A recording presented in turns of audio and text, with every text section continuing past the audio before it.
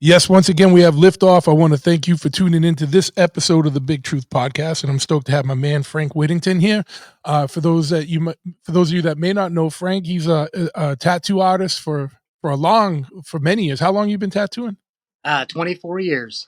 Yeah, yeah. He's in Yep. the over 2 decade club on that. And also an author, and someone that's a advocate for freedom. And we're going to get more into that as we go. But I want to thank you for coming on today, Frank. Where you at now? You're out in the woods of Tennessee. Yes, sir. We're out in Holiday, Tennessee. It's right in between Nashville and Memphis. It's like the Okay. half, but we're out in the sticks. Yeah, So yeah. with me if I No, lose a little bit of connection and stuff out here, but we'll do our best. yeah, yeah, it's doing that little bit of choppy stuff that we were talking about earlier, but hey, we'll do. You're in the mountains there. Well, actually, are you in the mountain area? We Is it kind of considered the foothills of I mean, we're all the way across the state, but it's the foothills. Yeah.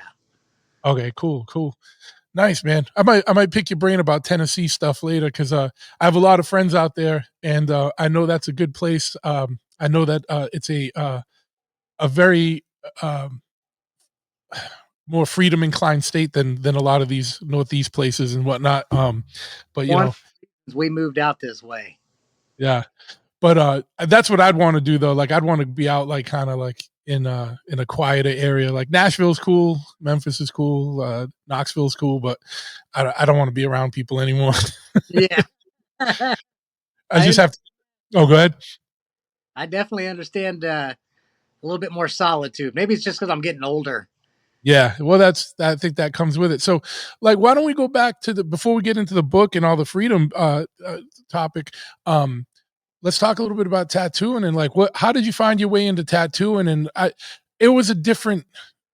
And we talk about tattoo culture. I can talk about this stuff all day, but I definitely want to get to the topics of the book, and because that's a very timely thing. But tattoo culture is so different now than it was 20, 30 years ago. But talked a little bit about like what draw you to tattooing and how you got involved in that, and let's talk Man, a little bit about that career first. the first tattoo I saw was, a military tattoo my grandpa had, and Yep. I could tell right away my parents were not thrilled with it, which made me way more thrilled about it. Yeah. Yeah. 100%. Yeah. Just like a rebellious kid, you know what I mean? So I did a tattoo on myself when I was probably 13. You know, it was not good, obviously, and India ink stick and poke type of you got situation. you already know. Yeah. I got mine when I was 15. Yeah. It was, I convinced my mom that I was going to work on some calligraphy, so I needed some India ink.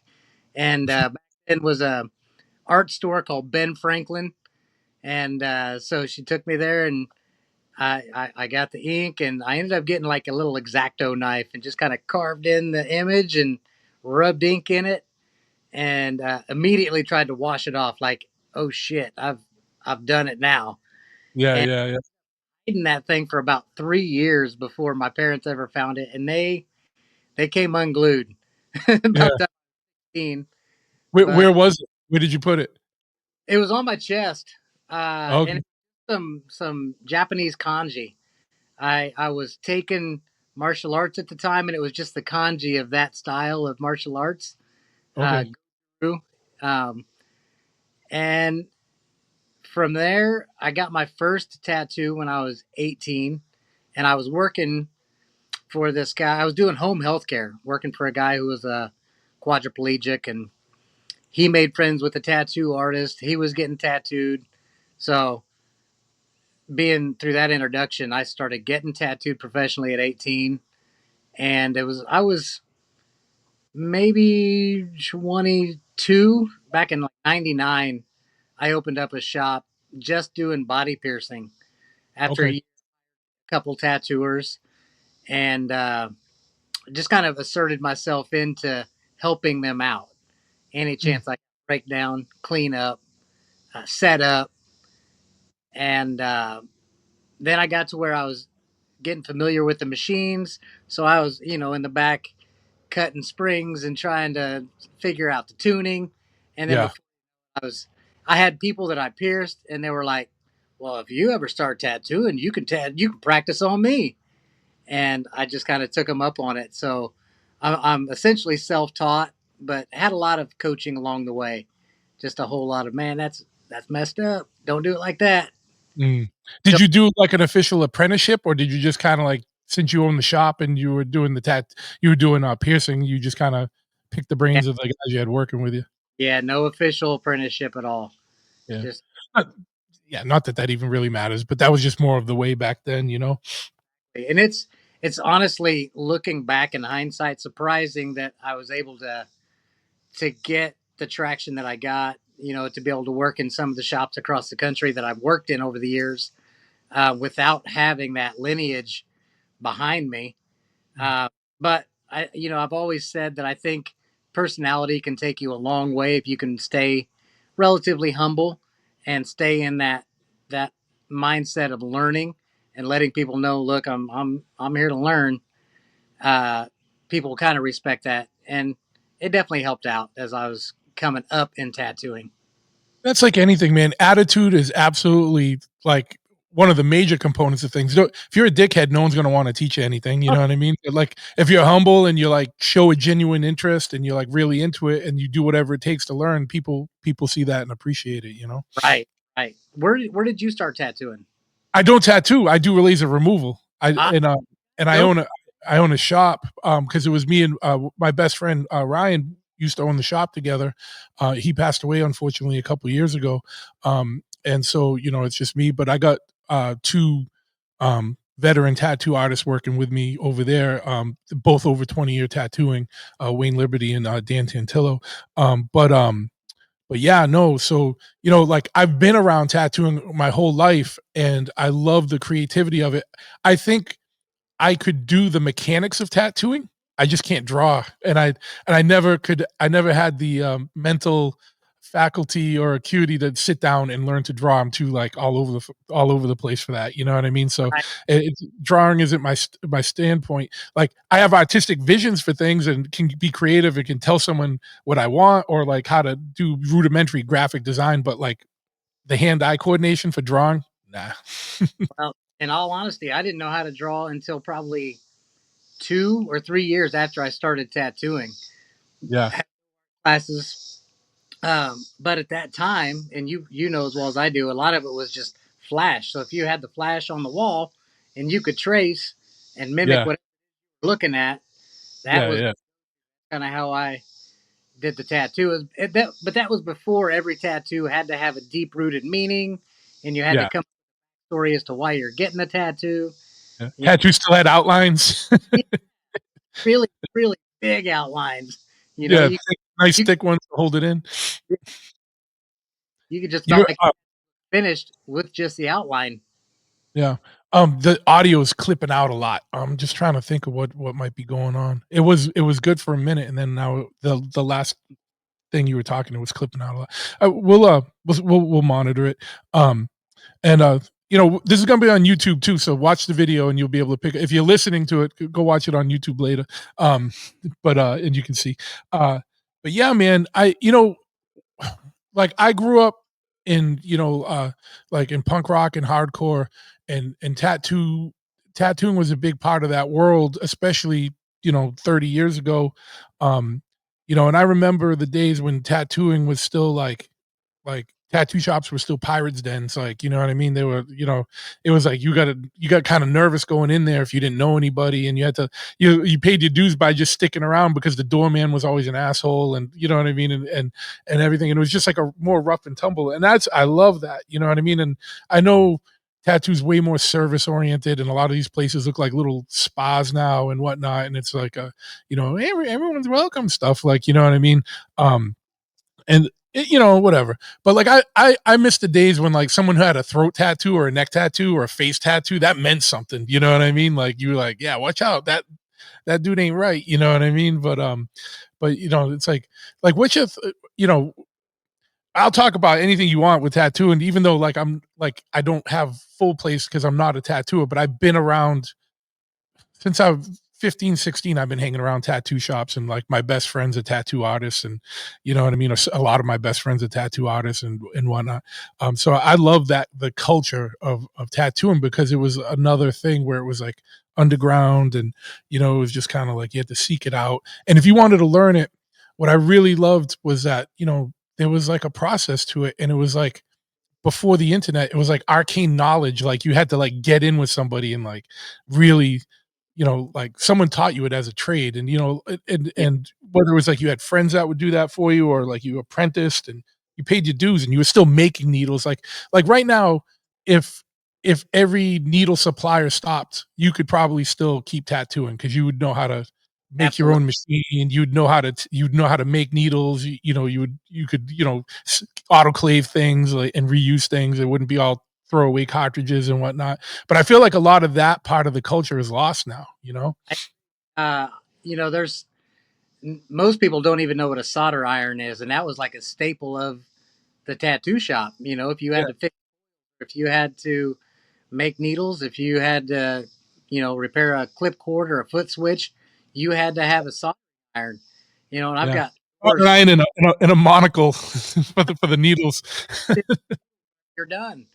Yeah, But things that are kind of in the past, and in a roundabout way, the way that I live life now, I'm trying to bring that back in a sense. You know what I mean? Like yeah, the tattoo. If you want to have a drink while I'm tattooing, if you want to smoke a cigarette, if you want to fire up a bowl, I don't care. yeah, They're paying for the tattoo. Everything else that happens, that's their experience while getting the tattoo.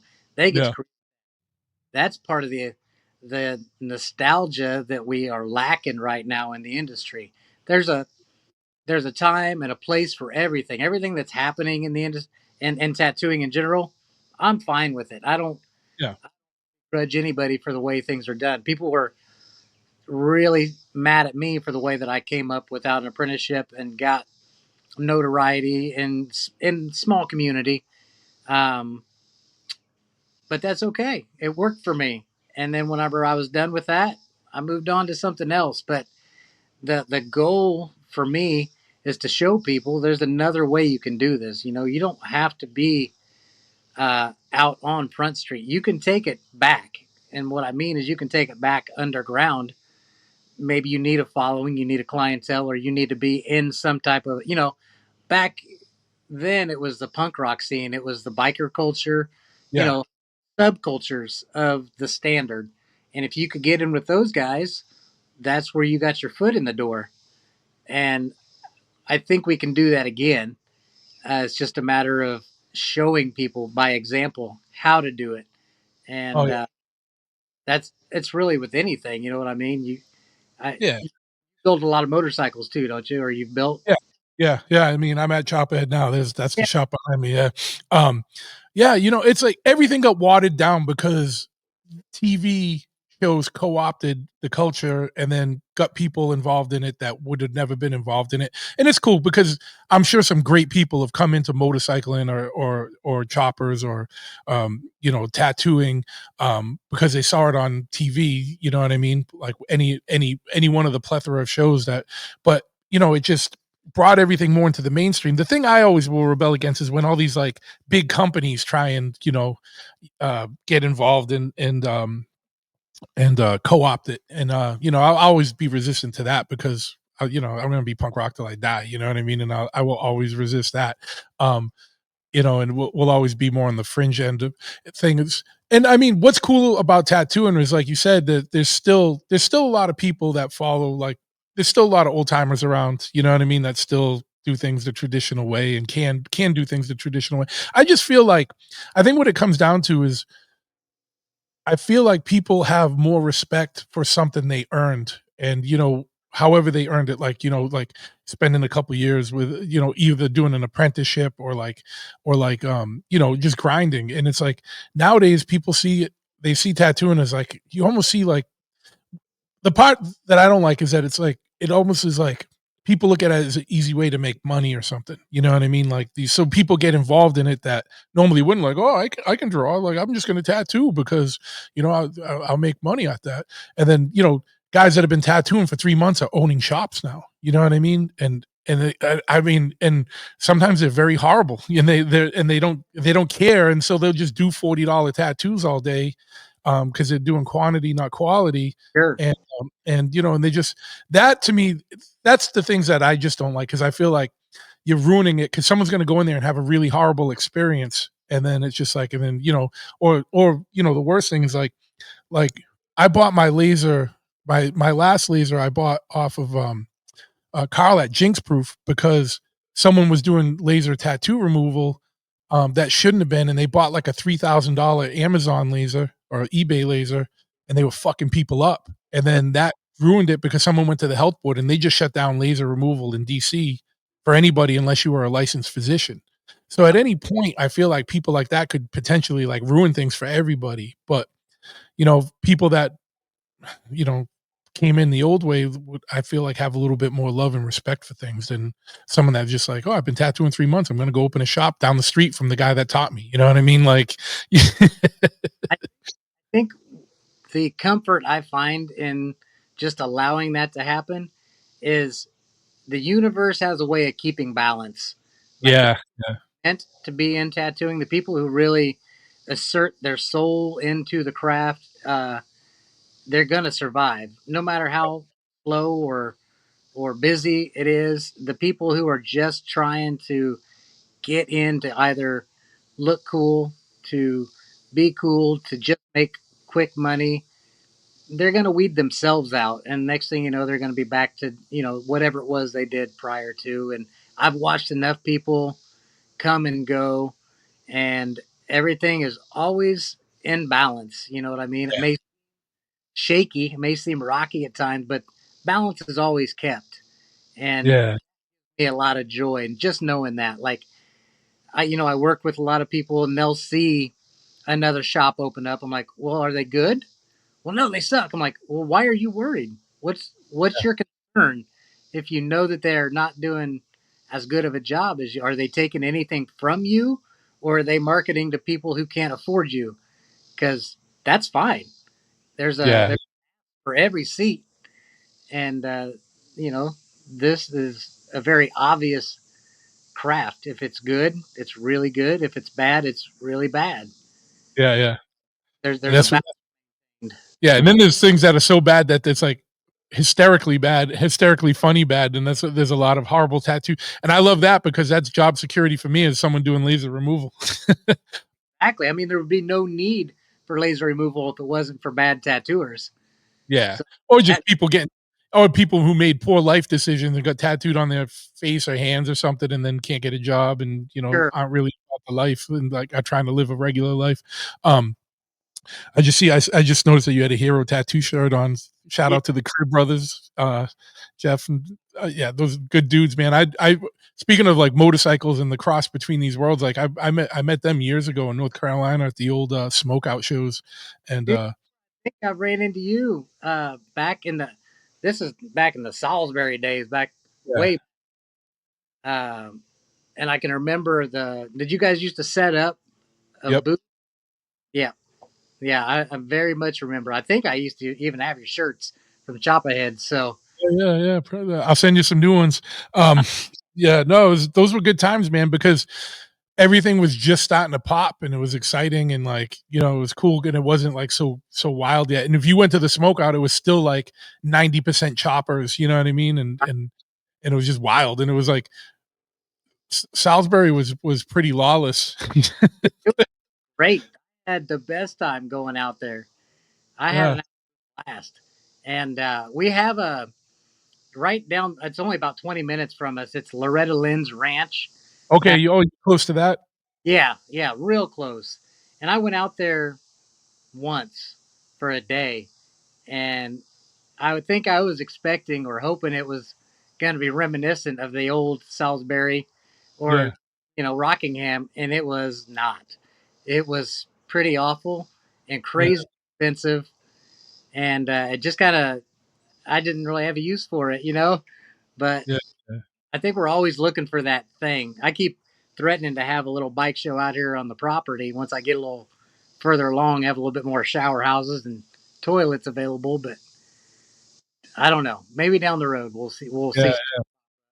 I feel like the some of that stuff, it's magic in a bottle. It's hard to rebottle that. Um Something like on your property would probably work out awesome. But like a lot of the shows now, it's different times and everyone's got cell phones and cameras on them, and um people just aren't as present, or they're more worried about filming something than actually just living it. Just And yeah, exactly, just enjoying it, yeah. And it's like, I'm like, "Do you really go back and look at all this shit?" You know what I mean? Like, that's what I hate when I go to a concert and someone's filming the whole concert. I'm like, "Are you really gonna watch this again? Why don't you just watch it right now in real life and absorb it and enjoy it in full life than yeah, watching it on a small screen later?" You know what I mean? Like, kind of I sad. understand, take a couple pictures, take a video of a song, but, like, the whole time, relax, dude, you know? Yeah. Yeah, Yeah, I remember seeing like, well, I don't have any documentation of any of the trips I made out to North Carolina. That was before we had phones that recorded everything. I still had a flip phone back then riding cross country. That yeah, was, yeah. and it's hard to break away from the technology when you've had it for so long. Now it's the navigation. It used to be, we'd write down the trip route on the gas tank or tape it to Yeah, the. you tape it to the tank, yeah. No need for Or that.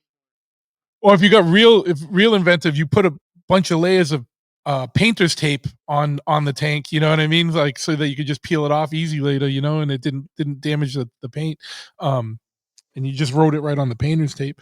Are you still riding at all? I have a bike, but I've sold when I moved out here. I kind of sold everything. I had about 9 motorcycles a Yeah, few years ago. I have one basket case I have yet to build, and I've got an old Evo Heritage that I ride. But yeah. in honesty, probably haven't put more than 15 miles on it in the last 2 or 3 years.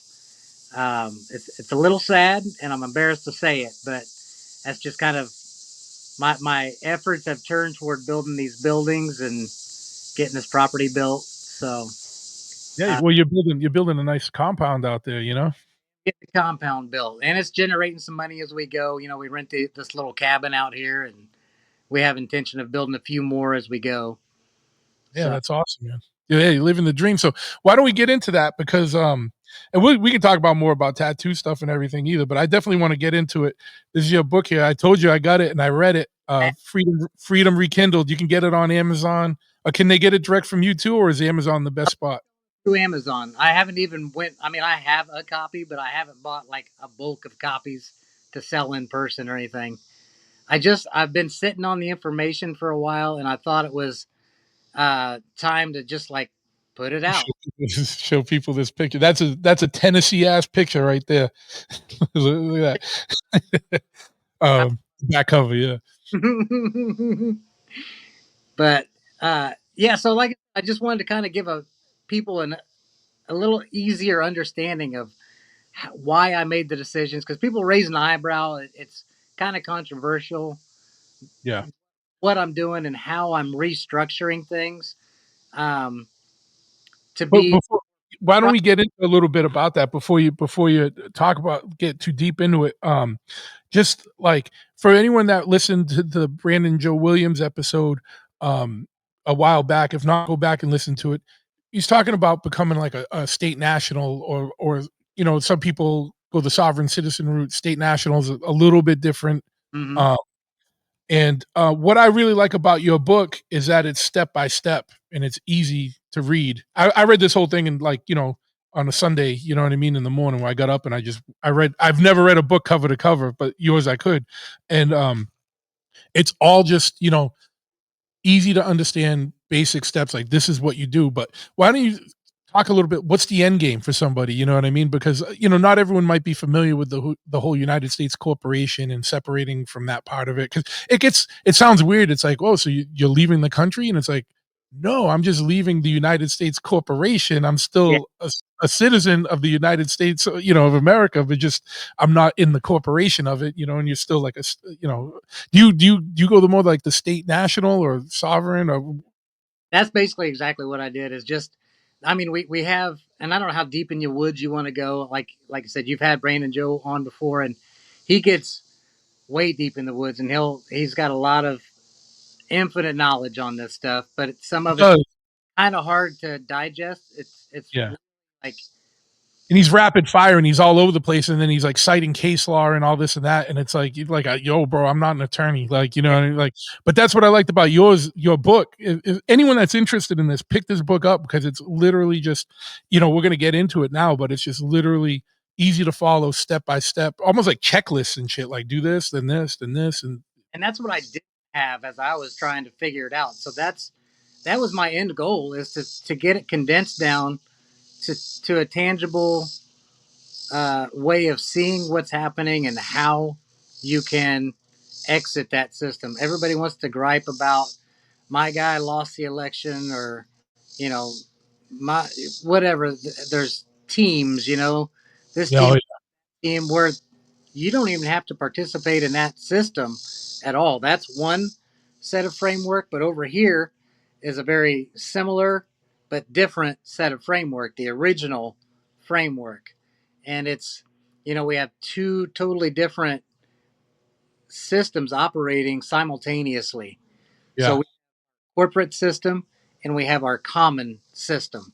So the corporate system, you might hear words like maritime law, statutory law, your big government systems. But on the other side, the flip side of that coin is that you have all the original stuff. You have the United States Republic versus the United States of America Corporation.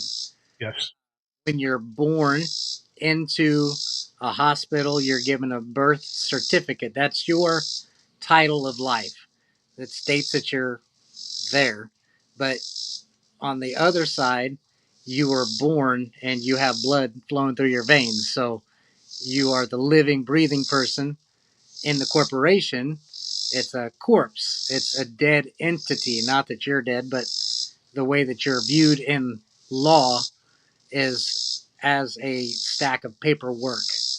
So by so by let me even rewind it, just so people have a understand that when you're born, you know in a, you are, like you said, you have a live certificate of birth to show that the individual was born, like that you are a living breathing person.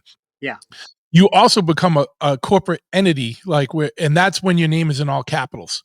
yes, Like, so if you see that on any paperwork, if your name is in all capitals, and this is like when you get Social Security and all that stuff, that is like you as your corporate entity as part of the United States of America Corporation. Because basically, how the economy goes is, you know, you're a corporate entity because they assume you're going to have so much um, value in the work that you generate in your lifetime, that, so they're able to have, money, like you factor into the economy in that way. The United States of America, the corporation, is based in DC, you know what I mean, yeah. versus like being, a citizen of the United States country, like as a someone born into whatever state you're born in, things like that. I'm just trying to give a little bit Oh, more background, because some people might be, what the fuck are these dudes even talking about? You know what I mean? But the part of you that has, put it this way, the part of you that has to pay taxes is your corporate account, you know what I mean, not your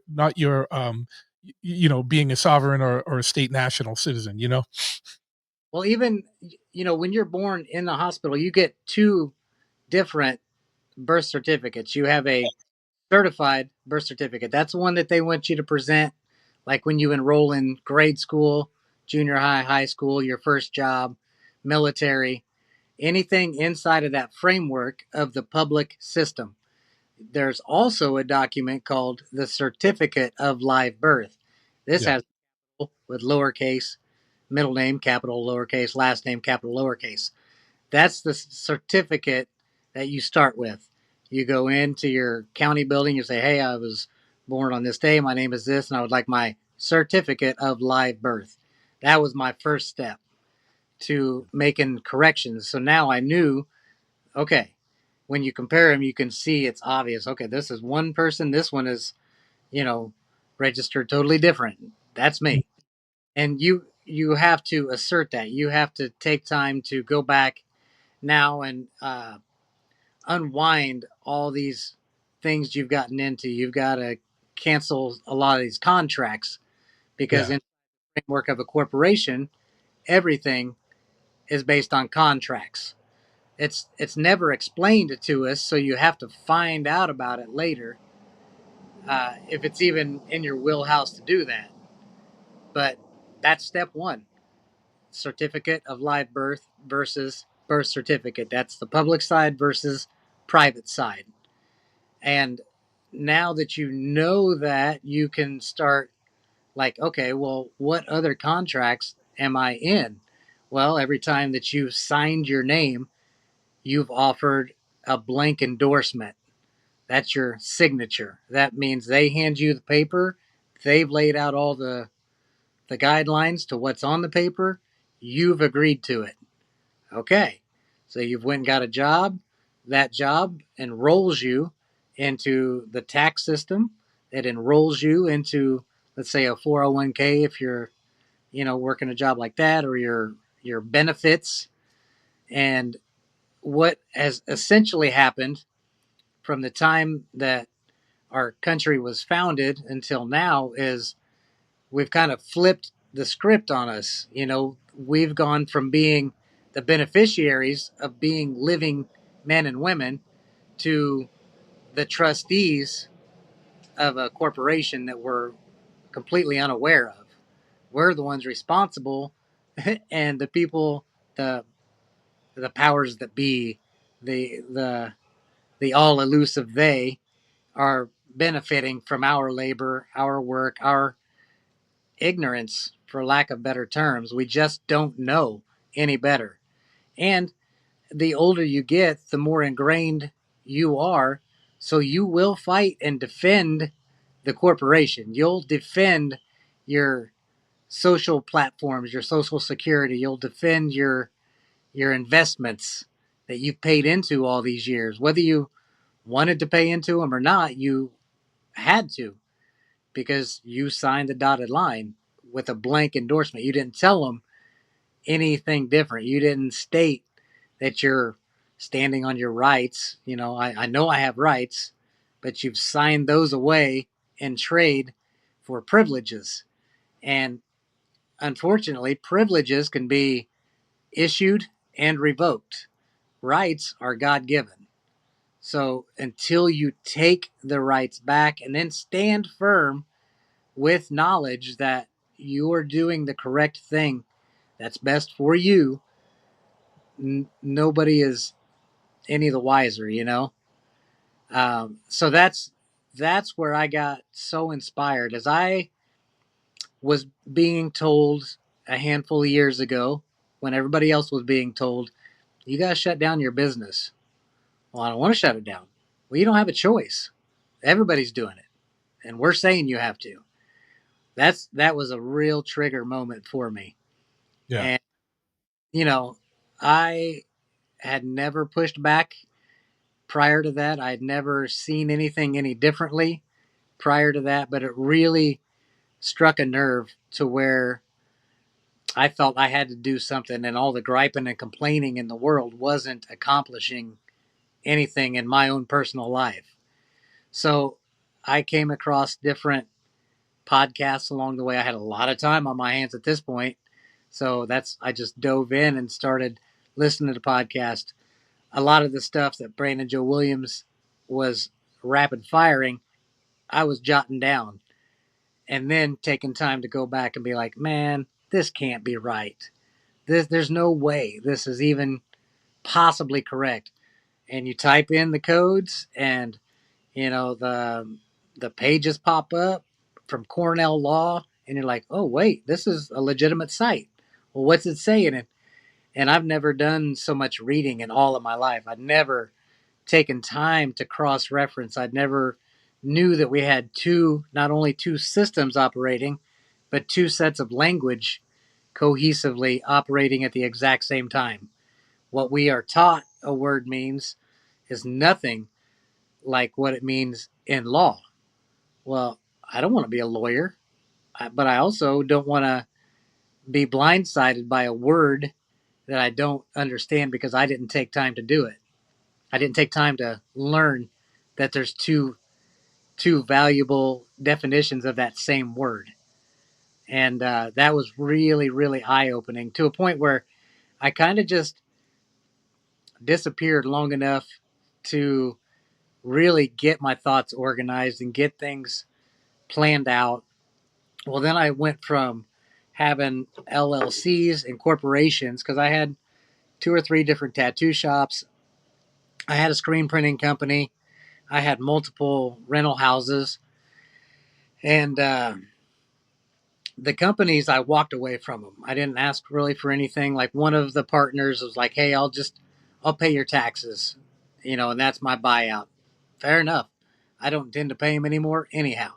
So I allowed him to do that. And then I learned, through reading Title 26, which is the tax code that, well, it's never been ratified into law. It's a voluntary system. They offer paperwork that you can fill out appropriately, submit it, and you've changed the fiduciary obligation of the taxpayer. You've sent, I sent an affidavit, which I talk a lot about affidavits. 5 years ago, I didn't even know what that word meant. But, when you accompany certain documents with affidavits, it it offers notice. You are asserting your right. You're not asking permission anymore. You're just like, well, I'm on the same playing field as the government. They're no longer like, I'm not beholden to them. I'm not operating. I'm not asking for anything from the government. I'm not offering anything to the government. We're null and void now. And so that was my second step, basically. I figured out I was alive.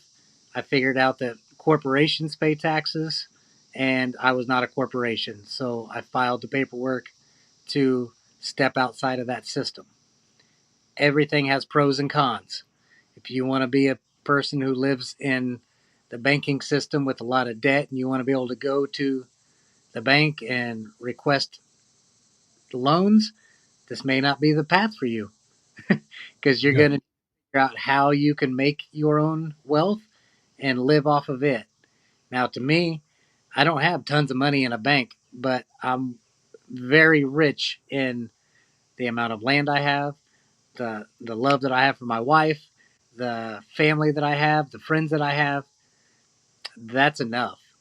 Everything else, I reduced all of my expenditures to a fraction of what I used to spend to uphold an image that I kind of got tired of maintaining. And it all hit at the same time.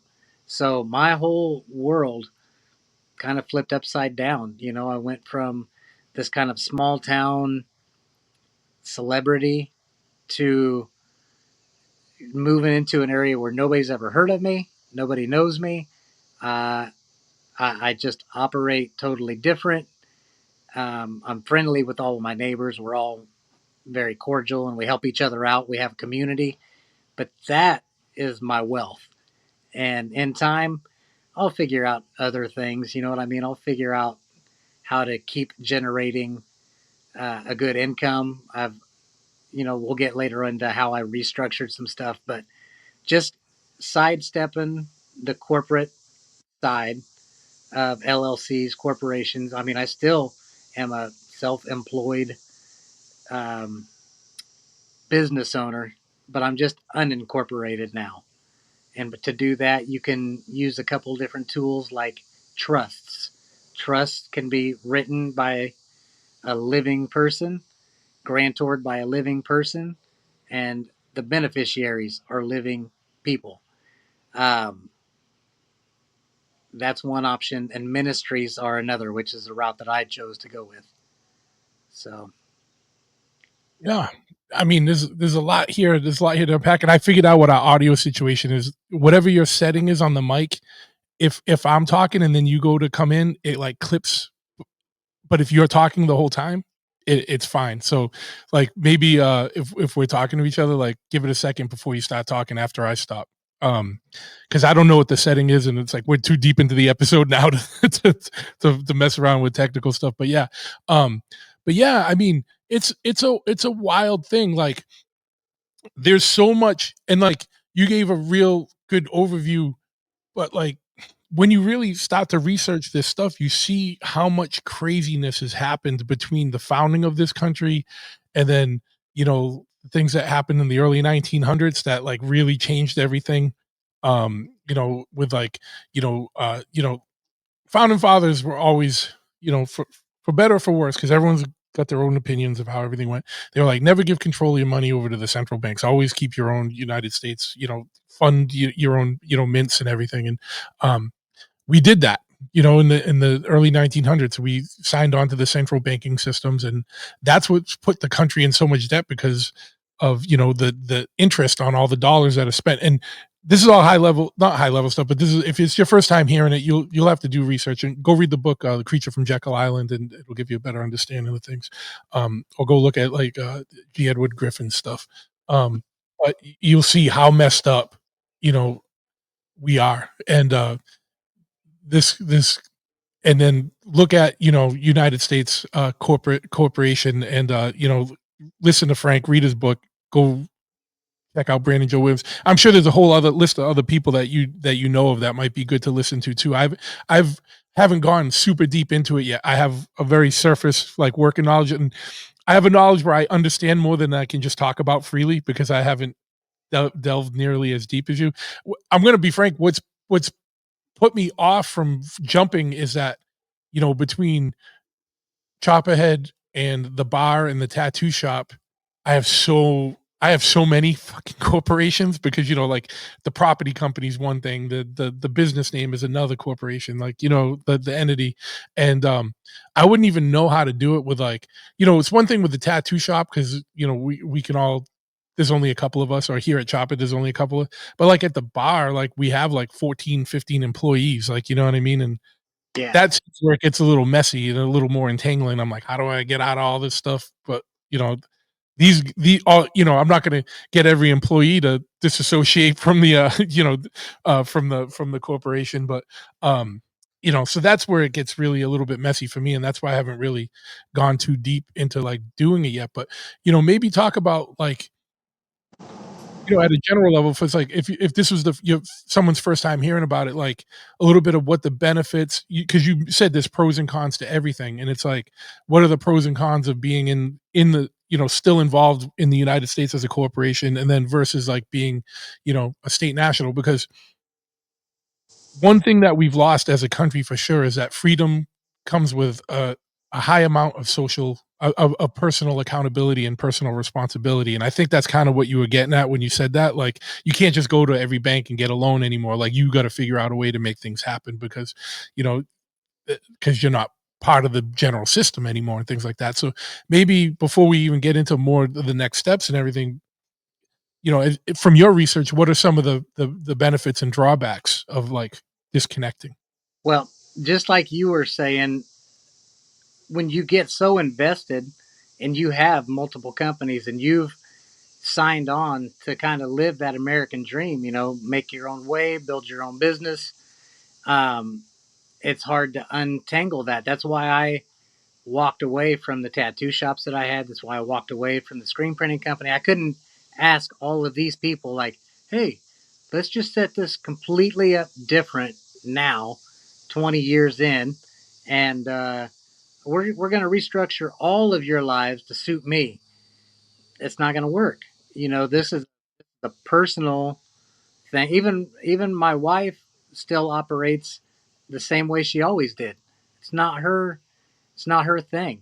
This is my personal life experience. This is something that really drives me personally. My my first name literally translates to free. you know, let's be frank. That that's what it means, and I think that somewhere in the cosmos, that's why I decided to enter into this particular time space, into this avatar, and figure this out. Like, I've got perspective on both sides of the fence. I've had opportunity to live on both sides of that fence, and for me personally, there's nothing about the way that I used to live that I miss. But it came with a lot of you go through all these phases of grief when you quit something. When I quit being a drinker, I went through the phases of grief of giving up all those friends and giving up the party life and giving up all the girls, and like that's not who I am anymore. I'm a different person, and when I overcame all that, life just got better. So I was scared to give up drinking because I didn't know if people were still going to like me. I didn't know if I was still going to be fun. But it's always that thing that we're most afraid of that we find our greatest joy on the other side of that thing. And for me, I've really started enjoying learning more in depth law. And I never thought that that would even be in my wheelhouse. I just wanted to be free. But to be somebody who asserts their freedom, you have to stand firm in law, regardless. It doesn't matter. So that's kind And of you have handcuff. to know you have to know your shit too, because if you're operating a motor vehicle and you get pulled over and you're out of the system and you don't have a license anymore, or a vehicle registration, or the license plate, you got to be able to explain And and that's be able to back up what you're doing.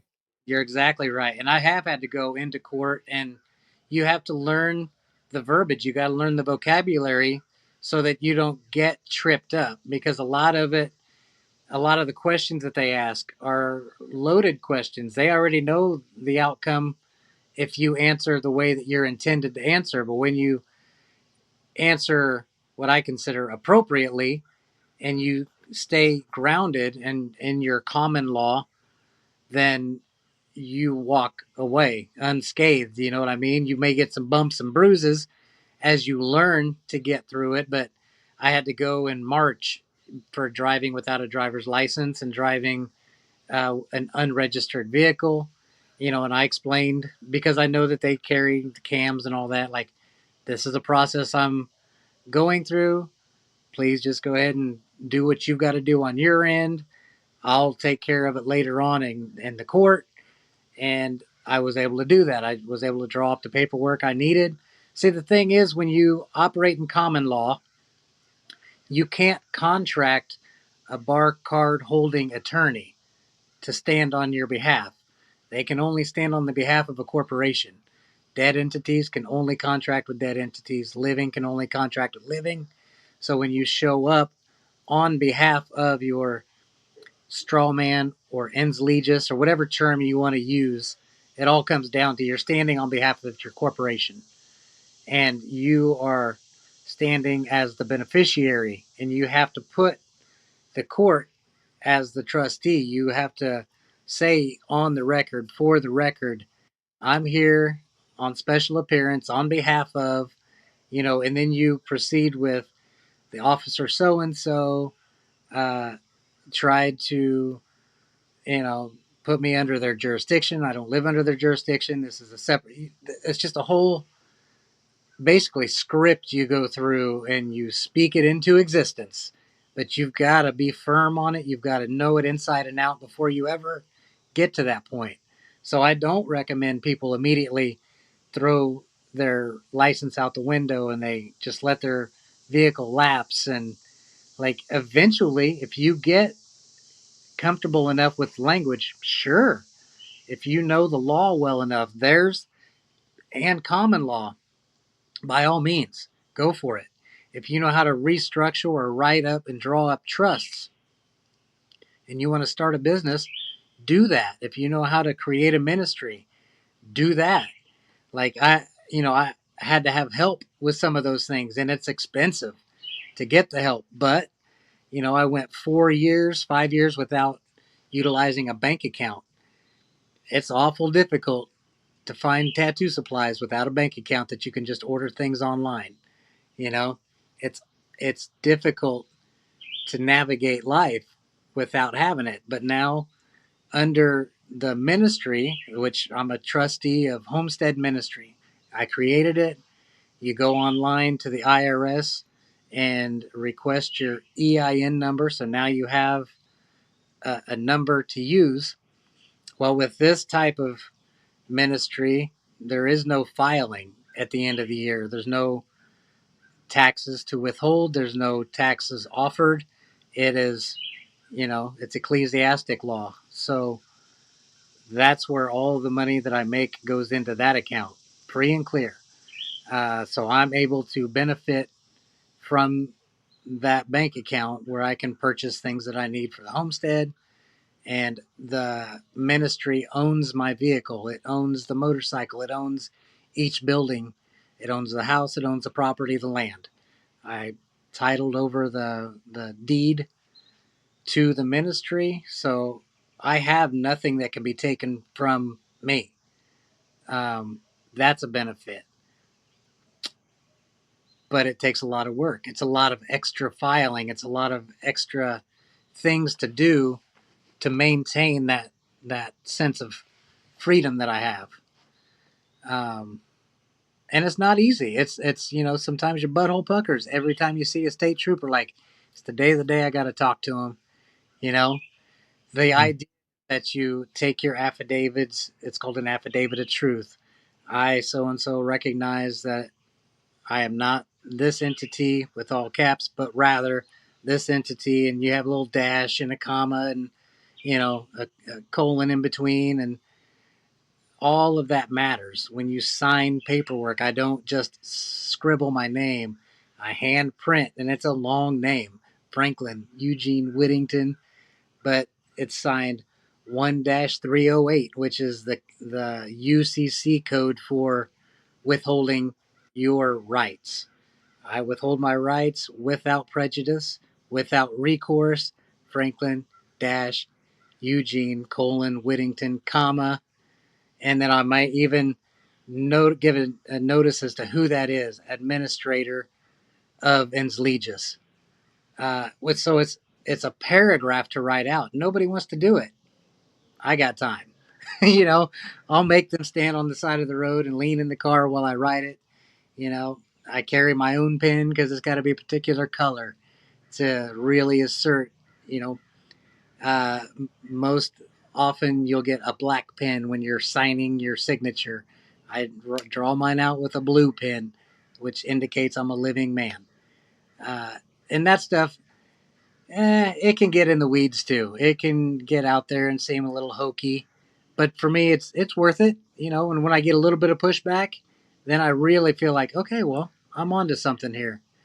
And I haven't dove too much into the financial side. There are guys that specialize in the financial end of freedom. Like, I just use my name and I go and my application is my money, and I'll file a UCC1 filing. I'm not that guy. I don't know all about that stuff. So I just focus on what the difference is between operating private and public. Yeah. And, um, I operate the whole ministry as a private membership association, which that's pretty easy to explain. When they come out, instead of signing a form that we would offer to the state for our inspections for tattoo shops, everybody signs a form. Out here, everybody signs a membership agreement. That is how they have access to the property, to the tattoo shop, to renting the cabin, to utilizing the wedding chapel and the reception facility. And it works out beautifully because it's all done private.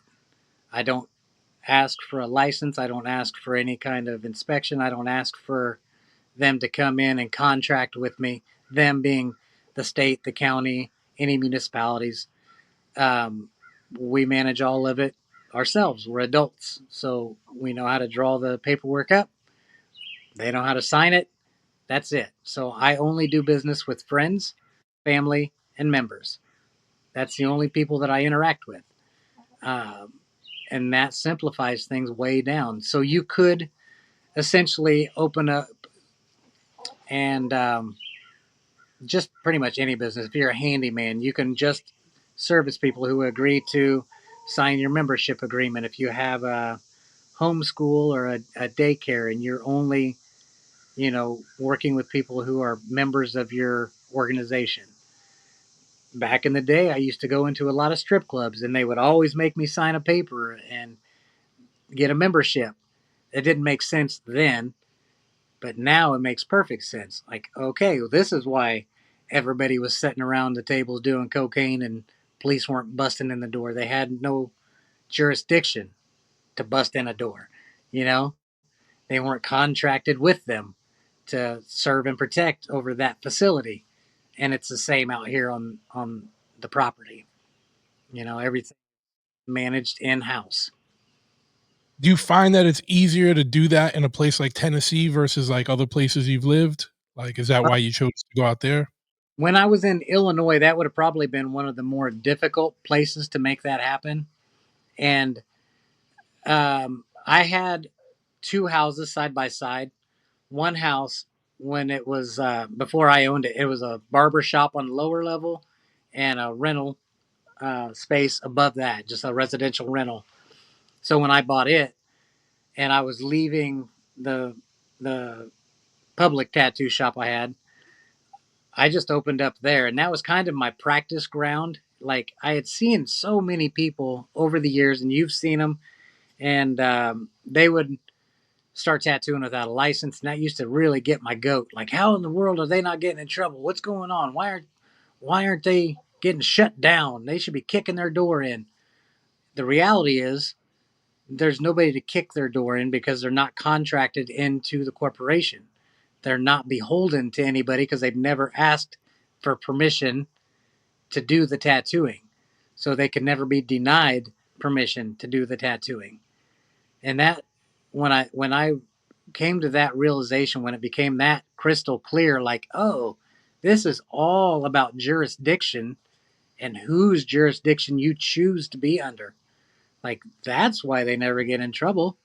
Like unless somebody would say, uh, I got infected and I went to the emergency room. Well, now they're into the corporate side. The emergency room had to contact the health department. Well, now they're double in the public side. Then the health department can contract the police, triple. You know what I mean? So now they have reason to open investigation. But if none of those things occur, and there's no record of them doing anything. They don't have any paperwork to show. They don't have any proof of agency. There's nothing to shut down. There's no door to kick in. It's all hearsay. Um, so I have a huge sign in my front yard. It's kind of become a staple, but it just says Whittington Homestead Private Membership Association. That's basically an outward notice to the general public who happen all six cars that drive by in the course of a day. They know exactly that this is private. It's you have to be part of the membership to even come on the property. So there's nothing to take from me. There's nothing. There's no doors to kick in. It's all operating in the private sector lawfully. It's awesome, man. Um, the one thing I like about your approach was exactly what you just laid out. Like, it's like you're like, how can I do this and operate outside of the contracts of the corporate entity? When I see a lot of stuff on like Brandon Joe's thing, there's a lot of people that are like trying to get out of contracts like that they signed up for, like, oh, how can I get my truck for free, or how can I get my mortgage like that's what is off-putting to me because I ain't trying to get over on anyone. I'm just trying to get out of things, you know what I Yeah, mean? And that's why your approach resonated more. Do you But one thing I was wondering, do you do like have you gotten like, do you just drive around with no plate, or do you have one? Do you ever think about getting that? Like he talks about those like diplomatic plates and stuff because you can get that diplomatic passport. Have you gone down some of that route? I have a plate that I created, and it just says ecclesiastic property, and then it's just got 1-308. I don't really have a plate that's. I have a Tennessee plate that's out of date currently, and it's funny that we brought this up because tomorrow I plan, and this is again, I'm going to preface the statement. Sometimes to maintain a healthy and happy relationship, you got to make compromise. So I'll start by saying that. My wife is terrified to drive my truck. She doesn't study the stuff the way I do. She doesn't want to interact with agency, and I respect that. So, because we have the ministry and the truck is owned by the ministry, I have a contract where I've signed it over with bill of sale that I carry in a big binder. For me, that's good enough. For her, not so much.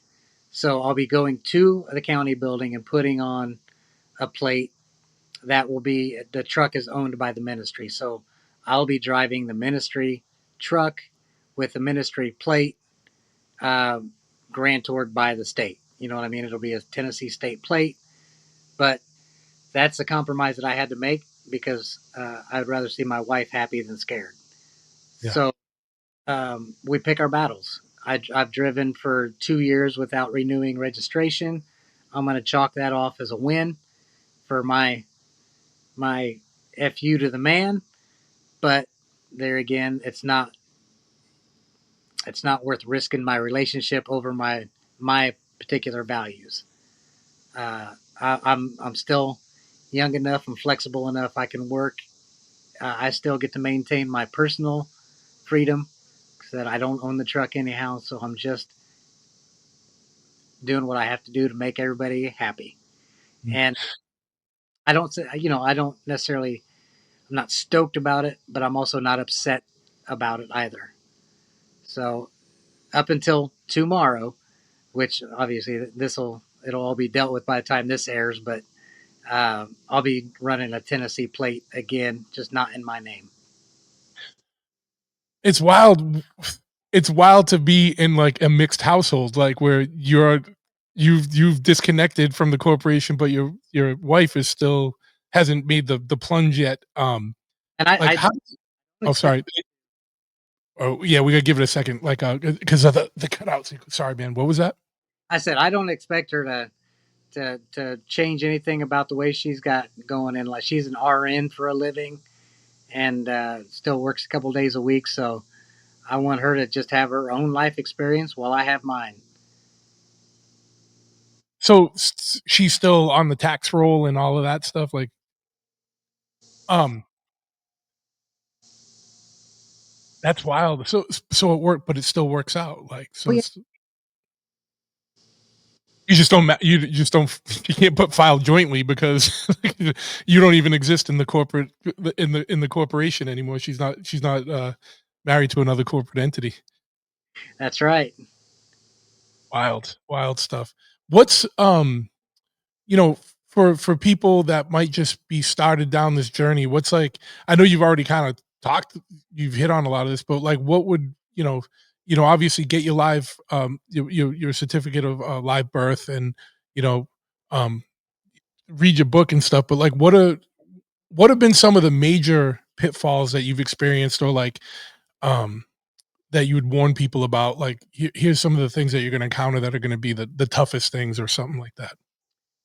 I think some of the tougher things are like traffic stops, um, learning to to stand your ground without sounding kooky. You know when to speak, and know when to try to educate, and know when to just shut up and remain silent because it is one of your rights to just keep your mouth shut. And it's hard when you start learning it because you want to tell everybody, but you can just see the lights turn off on some people, and it's okay just to like, all right, this is definitely not the conversation to have with these folks. It's going to be just fine. Keep the information to yourself if you need to. Jot it down on paper if you really got to get it out. Write a book and send it out in the ether. That way it'll land in the hands of the people that maybe want to know more about it. But I spend a lot of time just barraging clients as I'm tattooing. I'm going to do this and I'm going to do that and this is going to happen and I'm going to. Granted, I stand firm on everything I said, but not everybody wanted to hear it. And you will, in fact, come off sounding crazy to the ears that have no interest in it. This is something that to people who have never heard any of these terms, to people who have never heard a whisper about this movement, this is where loony bins came into play back in the early 1900s, 1930s, when people were making this big shift in life and like, no, but Grandpa used to live in common law. That doesn't exist. It's a myth. It's not, but you're gonna sound crazy to, well, probably 80% of listeners that are gonna be checking this out. But I do Nah, encourage people like, not the clientele of this podcast. People, when I had Brandon Joe on, that was one of my biggest episodes. It was wild. It like spread like wildfire, and people were like, "What? Are you serious? This is real?" And I knew like friends of mine that started going down the rabbit hole and taking his like signing up for his course, his video course, like that yeah. his YouTube course and everything. And I know he's still been doing a lot of stuff. He's got a lot going on. I probably should have him on again just to kind of get an update. But but yeah, but oh, sorry, man. I didn't it sound like you were going to go somewhere. I didn't mean to cut you off. Oh, no, no, no. I'm just I'm just riffing. Yeah. Um, I, By the way, just you have the most peaceful, like all your background audio. I can hear like birds and like crickets and like all kinds of just like wildlife. It sounds like you're on this like nature preserve, like like it's, my front it's porch. great. What's that? This is just the front porch. Yeah, Um, yeah, it's wild. Yeah, I encourage people to take time and in the book I tried to put in some of the more valuable and primary UCC codes. It's a uniform commercial code. And what that means is all of statutory law is based on statutes and codes. So when you break that down versus just like common law being do no harm to others and you know what I mean, help your neighbor and follow the 10 commandments or whatever, like um, it helps you understand why you have rights, where they've went. Uh, it helps you determine what the difference is between rights and privileges, and then you kind of want to cross-reference some of the verbiage, some of the language with Black's Law Dictionary is a really good resource as opposed to Webster's dictionary that we all got in public school. There's a I think there's a strong reason why some of the information that is free, and some of the information that is more difficult to get your hands on is more difficult, or it's just not spoken of. I think that's the difference between like esoteric, the hidden knowledge versus exoteric, which is freely given. When things are given away freely, there's a reason, and it's typically part of your program. It's part of what everybody collectively knows to be the truth, and if everybody believes that thing to be true, it is in fact true. So my personal goal is to shift enough people into recognizing a secondary value of truth that it becomes as firm of a truth as what we're offered freely. So yeah, I'm trying to, I got to make a little bit of something to keep the momentum going, and it helps me continue projects on the property. Otherwise, I could give it away for free, but Amazon won't let me do that. So uh, that's where I would start for people who are really at an entry level. Is just taking that tidbit of information, look at certain codes, take time to look them up, take time to cross reference them with the the dictionaries that law uses, and get a new vocabulary started and start working that into your day to day life. When you're having conversations, recognize when something is referenced in public and when something's referenced in private, and try to avoid an attachment to either side or the other. I think if you can focus on a connection with a thing over an attachment of a thing, you'll suffer a whole lot less as you detach from one system as you integrate a new system into your life. It's been a very peaceful process for me after I got over that hump, after I got done being angry and sad and trying to um, make amends with what I had going on versus what I want to go on. You know what I mean? It's like the whole series of the grief of letting go of the attachment to this idea that everything is exactly how it's laid out. You got to get a job, you got to go to college, you know what I mean? All these things that we're told as we grow up as our early childhood program. I mean, it's bombarded on us, so we don't have necessarily an umbrella over us to shield us from the nonsense. So when you finally become aware of it, you it's like the allegory of the cave. You finally make your way out and you realize there's a whole world out there that's completely untapped. There's a whole sense of freedom far beyond what we've been told freedom looks like. You know, when you're not purchasing a license to drive a vehicle or asking permission to travel, when you're not, um, I don't know. I'll get on a tangent, but you know, when you recognize the difference of the perceived freedom versus actual freedom, and just I don't have the stresses every April that used to debilitate me to a point where I'd get sick to my stomach over the amount I was spending, and then not knowing where those taxes go and what am I really funding, and then you just see explosions of war all around you, and that's my own personal take on it. But I don't have any guilt for anything going on out in the world because I'm not participating in it. I'm not funding it. I'm not offering anything to it. And I'm sure that triggers people and makes them upset. Like I'm a deadbeat to society, but I'm not. I'm not operating in your society unless I go into your store or I go into, you know, to support you in some way. Like that's my only contribution is direct contact rather than indirect. I don't have any third parties managing things for me. Now, you mentioned travel. Did you maintain a driver's license or like a passport or something if like you wanted to engage in like air travel, or are you only going to be land travel? You know what I mean, like by car.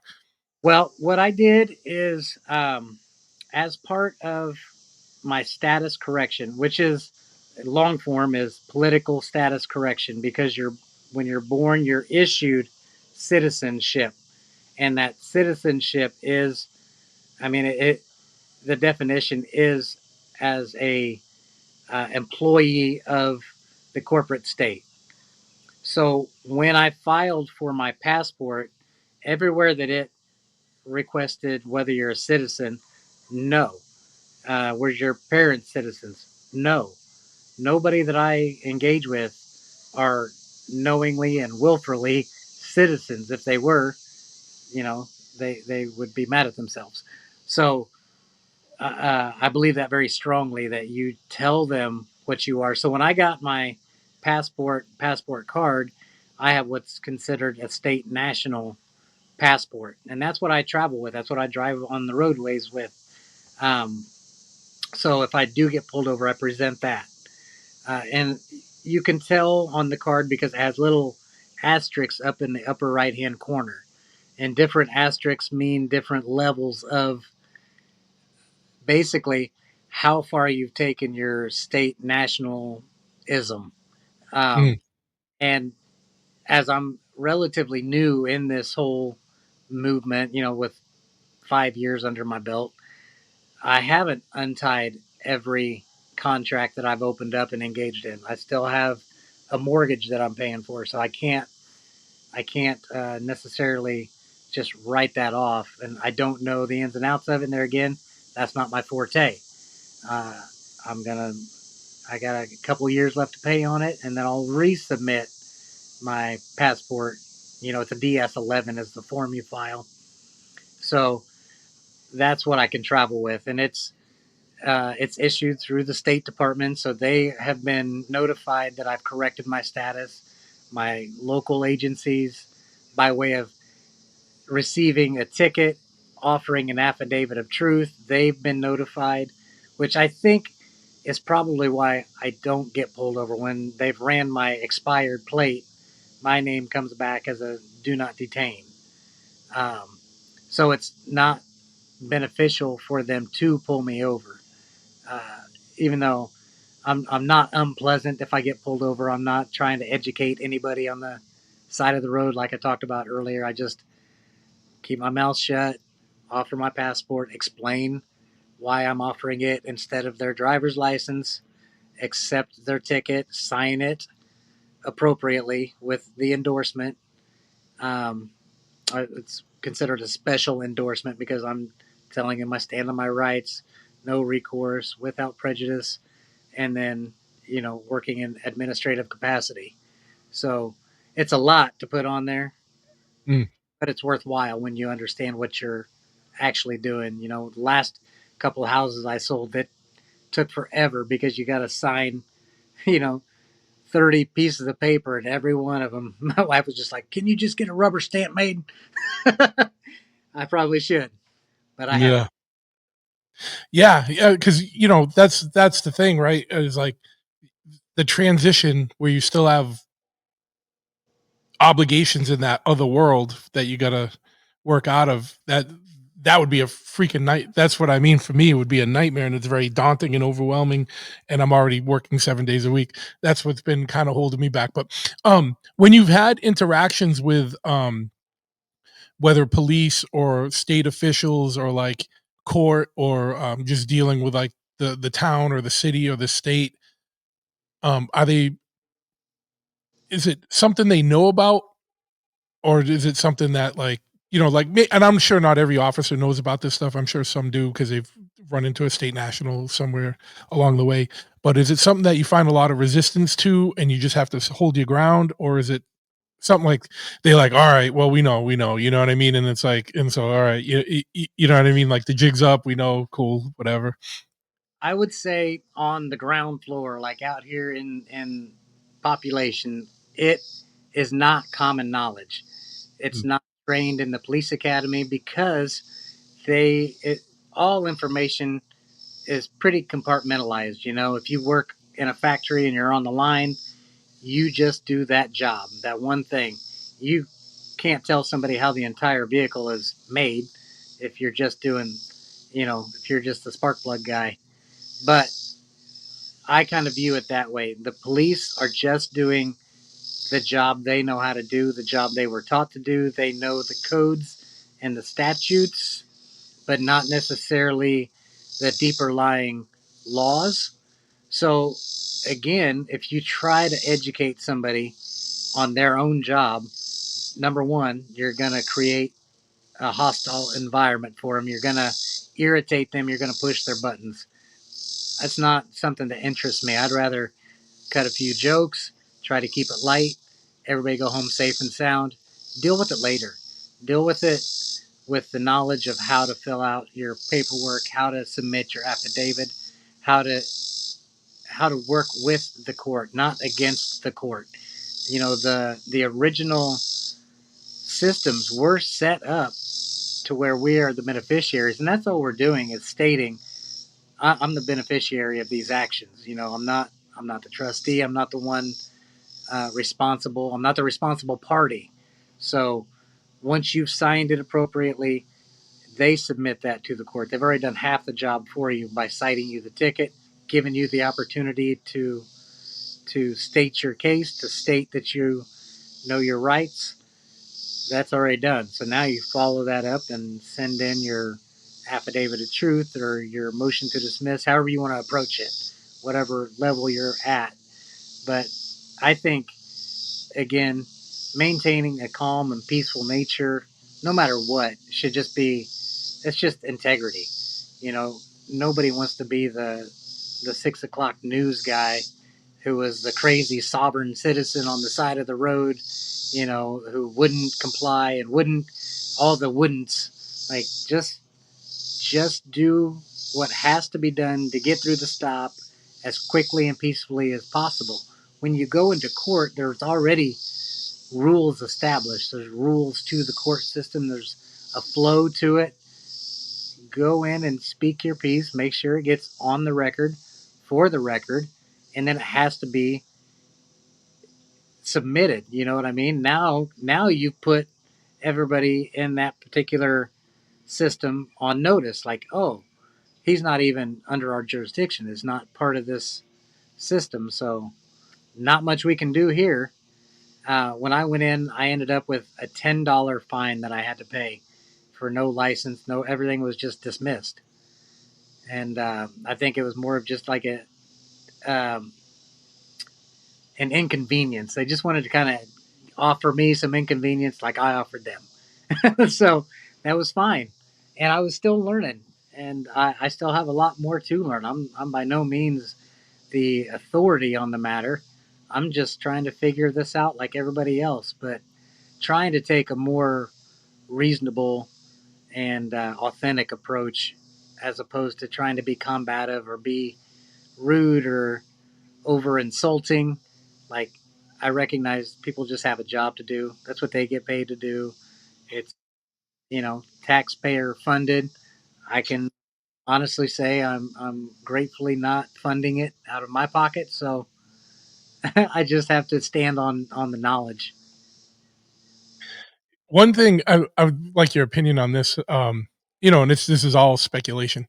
One thing I worry about is if this does catch on and, like, say, even something small like 1% of the population does this, like, what kind of bullshit they might try and push through to, like, put an end to it, you know what I mean? Like, I know they probably can't, but they can do things to make everyone's lives, like, a lot harder, I think, you know? I believe that is a possibility, but I spend a lot of my time trying not to focus on negative outcomes. You can really get wrapped up on scrolling through your social media and find all of these horrible stops, traffic stops and police interactions and court interactions. And because I talk about it all the time and our phones obviously listen to everything we say, it's constantly trying to push that into my algorithm. And I just can't let that be my focus in life. I have something much greater and grander at play than to be bothered by the negative flip side of what could happen. That's my mindset, anyhow. And there are days where, I've created extra challenges for myself, and you have to make the bed you lay in, and this is what I've chosen. So I'm willing to step up to the challenges when they arise, but I don't go out of my way to create challenges out of situations if I can avoid it. I'm not like a real confrontational person, and I'm not out here trying to confront anybody. Or, I get real frustrated when I see people doing what they're calling First Amendment auditors. Have you seen any of this online? A little bit. So it's basically like guys who purposely start filming on public ground just so they can educate people or trip people up who are doing their job, trying to make them step outside of their rights, their constitutional oath, and then, you're not living up to your oath. I'm suing you. Like, that's not for me. To me, that's pretty nonsensical.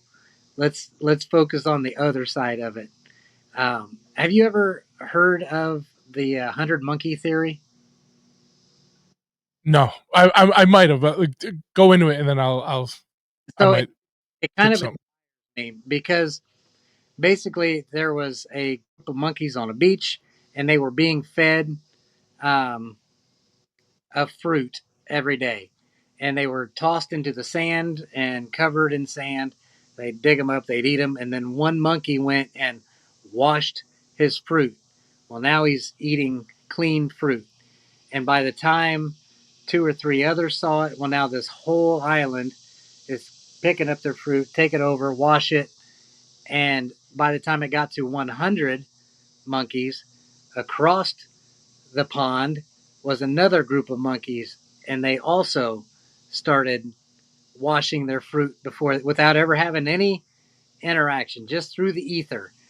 And I truly believe that enough of us get on the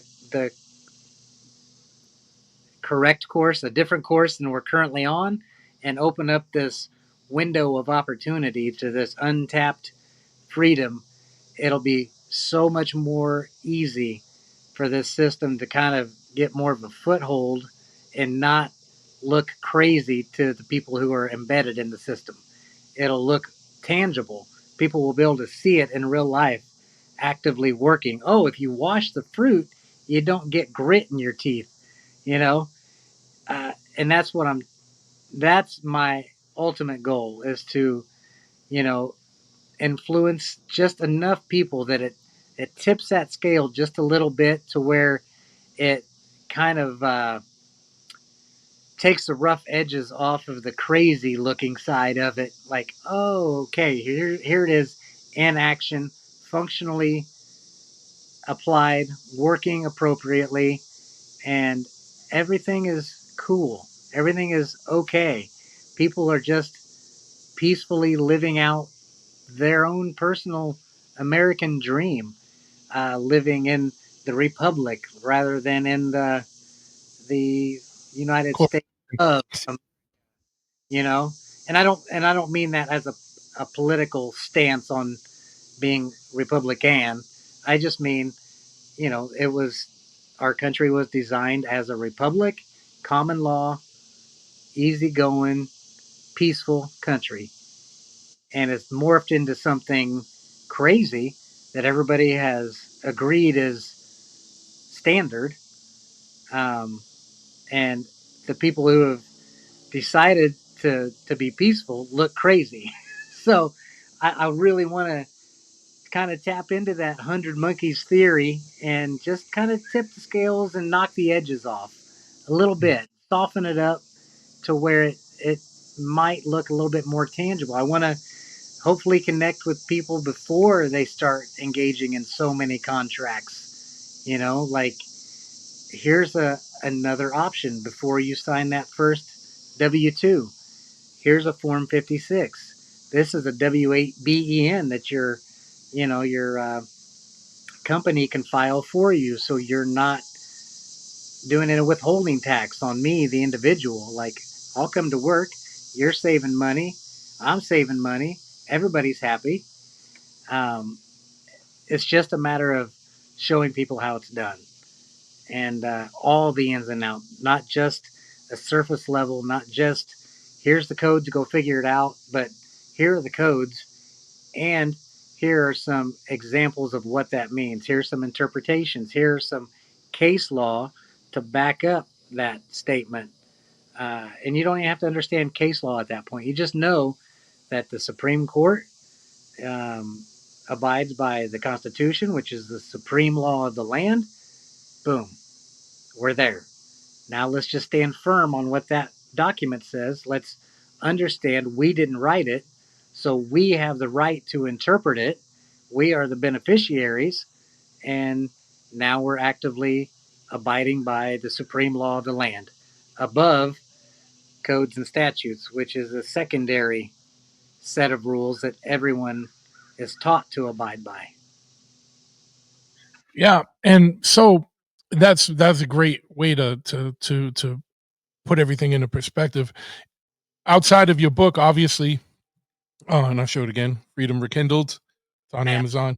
It's a good first step. Like, what are some resources that you recommend, or like where should people go to find out more information about this? That obviously you've sifted through a lot of it and have weeded through the stuff that could be a little, you know, like with anything. Unfortunately, with everything, people get involved and there can be like misinformation for one reason or another. But like, what are some of the more reputable or like easy to understand like first steps? Like, where should people look for this type of information? Get your book, but where else can people find out more information that is like reputable and solid? there's actually, and I'm not going to be able to cite their names without scrolling through, but there's a guy that I really like to follow on Instagram. His name is Landis White, and he teaches a lot about trusts. He also offers to set people up with trusts. Um, I'm happy to work with people and help them restructure businesses and ministries, where I help you create the ministry if you want, set you up with your EIN, walk you through how to set up that bank account. Um, Brandon Joe Williams is a great resource. It's just a matter of make sure you got a pen and paper handy and the pause button ready, because it's a lot of listen to. I think, and don't quote me on it, but I think he's got maybe a 28, 29 day course, and it's typically free. I think it's on YouTube now. There's like a 2.0, Brandon Joe Williams Contract Killer. That's a kind of a breakdown of giving people an understanding of what does it mean to even be in contract. What does it mean to be under a jurisdiction? How do you change jurisdictions? He's got a really good breakdown of that. But there again, take notes on anything you see. Take notes. But Yeah. He had he I saw a bunch of, I think I got almost all the way through the first course, but I know he took it down and revamped it. Like you said, that he's got a 2.0. He's also a funny guy, you know what I mean? He's a yeah, character. I So told people to watch it before, and I have to preface it with, look, he's pretty vulgar, and he gets on some tangents, and his voice gets real high when he gets excited. But just get the information, because that's what it comes down to, is get the information, but also verify the information. Make sure that you can prove it. And once you prove it, now take time to get to know the information. I'm currently working on developing an app for your phone, and and I've had some friends who are like, they sell these programs, um, that you can carry these binders in your book, which I carry one, and it just breaks down law. It's got an affidavit in it of true, and um, but my buddy was like, well, I ride a motorcycle. I need something I can fold up and put in my wallet. So my thought was, well, shit, everybody's got their phone on them. So I'm working on and I don't know, I'm not tech savvy, so this may take weeks or months to put together. I don't know, but it's basically going to be just kind of a quick recall for information. You go to the app and it'll have like scripts that where you know what to say to certain law agencies. If you're dealing with a sheriff, you're going to talk differently than if you're talking to a police officer, than if you're talking to a judge. So these scripts are available. It's going to have a little plug and play affidavit printable section. You type your information in, your location, you know, and then it'll have like a quick 2 minute audio course, basically. What is UCC 1308, and it'll give you a little synopsis of it. That's the overview of what I'm trying to develop, um, so that people can have it at their fingertips, ready, and it just be a little service, basically. But Landis White, there's another account called Swipe Over who puts out some fantastic content in this field. Um, there's just a handful of people, but there again, you still want to take time to verify it. Make sure that what they're putting out, like, that you resonate with it, that it aligns with your moral compass, and you know what I mean. There's going to be a lot of habitual line stepping, where people are going above and beyond the Call of Duty and telling you to do things that maybe you're not ready for. You don't know enough about it to implement it. Stand firm on that. So take it slow. That's not it's not a race. It's not a sprint. This is a marathon. I'm 47 years old. So I I got another 30 years to figure it all out, but in that time, I'm definitely living more peacefully, more calmly, less stressed, less anxious, and those were some of those were some of the factors that added to those emotions I felt, coming up, being a business owner from such a young age and being in that system that I couldn't control. In life and in law, we can only control what we create. If we didn't create it, we don't have control over it. We can just utilize it, abide by it, or discard it. Awesome, man. Anything else that we didn't touch on that you think is important to get out there? Hmm, man, I think we covered pretty much. It'll be right after we get off of here, and I'll be like, "Oh, I should have said." I'll be texting you, man. I should have said. But honestly, I think we dumped a lot of information out there, just surface level enough that people can kind of manage to start dipping their toe in the idea of this other system. And I encourage people to really to walk into it slow, take time to get to understand the language, take time to understand the public versus private. You can navigate both at the same time. It's your life experience, so design it to what resonates with you the best, what makes you feel the best about how you're living life, and let that kind of be your guiding light into a sense of freedom.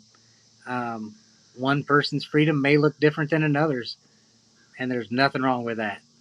As long as people are doing their best to be their best, by all means, live life to the fullest.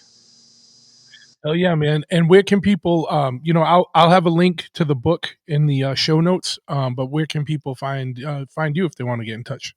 And I go through Facebook, which is under Whittington Homestead, Hittington Homestead. And then on Instagram, the handle is Little Frank, LITTLEFRANK underscore free underscore man underscore.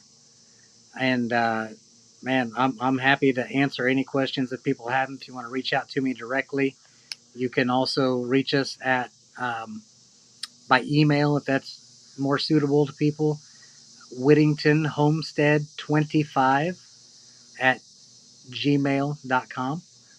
And there again, we directly answer all the questions and comments. And I'm not overwhelmed with a barrage of messages every day, so I got time to talk. And I'll have all your contact information in the show notes in case someone's driving around listening right now. You don't got to worry about writing it down. It'll be in the show notes later. Click on it. Hit Frank up if you got any questions. But definitely pick up the book. Like I said, I haven't read a book cover to cover ever. I don't think, and I got this one because it was interesting, captivating, and easy enough to get through. Meaning like s- some of the law stuff can get so dense, but you did a really good job of breaking things down and explaining things and then giving like examples and how to like and checklists and everything that makes everything the process a lot easier to navigate and understand. I think so. You did a great job with that, but I appreciate that. Thank you so much. yeah, and it needs this is it's good information for any level, even if you've already started the process, or haven't heard of it, or it's good for any level of where you're at. But again, dude, thanks for coming on, and we'll definitely do something down the road. Do a follow up, and we talk offline every now and then, so you know what I mean. Like, I'm always interested in hearing how the journey's going, and I'm sure we'll talk some more. Um, and next time I'm out in Tennessee, dude, I'm gonna hit you up because I got a bunch of friends over in Nashville, and I'm out there sometime, and it's a good time. And, If I want to I see the setup and everything. come out, I would love it. Yeah, absolutely. But yeah, thanks again, man, for taking the time to talk to us today. And everybody, go check it out. Go check them out. Get that book. Even if it's something you're vaguely interested in, support it. Keep everything going, and it's definitely gonna put a different way of thinking about things in your mind, and it's going to feel overwhelming at first, and then you're going to look at things, and everything's going to make a lot more sense, right? Like there's like at first you're like, what the fuck's this going, whatever, nah, there's no way, and then you're like, "Oh shit, look at this." Like you start seeing things and then you're like, "Oh shit, this is real." Yeah, it sure Yeah, is. Well, yeah. thank you for having me, and I really do appreciate it. I appreciate the platform and the opportunity to chat with you about it. Oh, hell yeah, man. I'm gonna shut this off, but I'm gonna end the recording, but I'm not hanging up, so hold on 1 second here.